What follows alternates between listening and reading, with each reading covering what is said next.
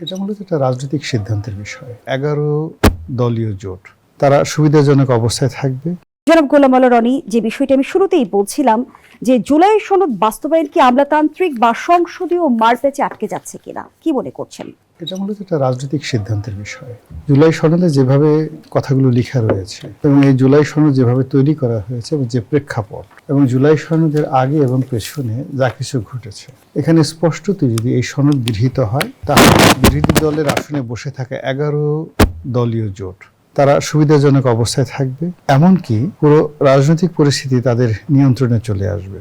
এবং 6 মাসের পরে যদি বা 7 মাসের মাথায় যদি একটা অন্তর্বর্তীকালীন নির্বাচন হয়, সেই নির্বাচনে যদি জামাতের সভাপতি জনাব শফিকুর রহমান দেশের উজির আজম হয়ে যান, অস্বাভাবিক কিছু নয়। এটা হলো জুলাই সনদে যেভাবে আছে সেভাবে যদি বাস্তবায়িত হয়ে যায়। আবার অন্যদিকে সরকার তো কখনো এই জিনিসগুলো চাইবে না।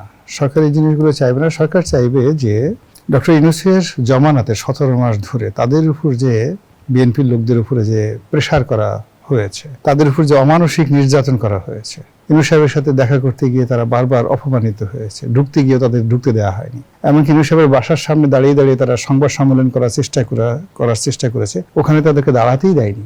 যেখানে সালাউদ্দিন সাহেবের মতো মানুষ নাহিদ ইসলামের সাথে হ্যান্ডশেক করার জন্য রীতিমতো বুভুক্ষের মতো দাঁড়িয়ে থেকেছে, এরপরে ওখানে ঢোকার জন্য তাদেরকে প্রতিমুহূর্তে গলায় মালা দিয়ে ঢোকাতে হয়েছে। জামাতের সভাপতি ঢুকছেন, সে জাস্ট লাইক এ কিং, রাজার মতো, মনে হয় যেন সৌদি বাদশাহ মোহাম্মদ বিন সালমান বা সালমান সাহেব স্বয়ং বাদশাহ, তিনি যেভাবে ঢুকেন ওভাবে যমুনাতে ঢুকেছেন। আর মির্জা ফখরুল সালাউদ্দিন সাহেব ঢোকার আগে সিকিউরিটি চেক, তাদের গলায় একটা পরিচয় পত্র ঢুকিয়ে তারপর ইউনূস সাহেবের সামনে খুব কাছুমাছু করে বসেছেন। এবং তারা যে কথাগুলো বলেছেন, তিনি যে কথাগুলো, ইউনূস সাহেব দক্ষিণে তাকিয়েছেন, উত্তরে তাকিয়েছেন, আকাশের দিকে তাকিয়েছেন, কিন্তু আমাদের সালাউদ্দিন সাহেবের এত সুন্দর চেহারা, তার দিকে একবারও ফিরে তাকায়নি। এখন দেখবেন যে আই কন্ট্রাক্ট, এই জিনিসগুলো শেখানো হয়েছে, এখন চাঁদ মুখের দিকে সেটা তাকায়নি।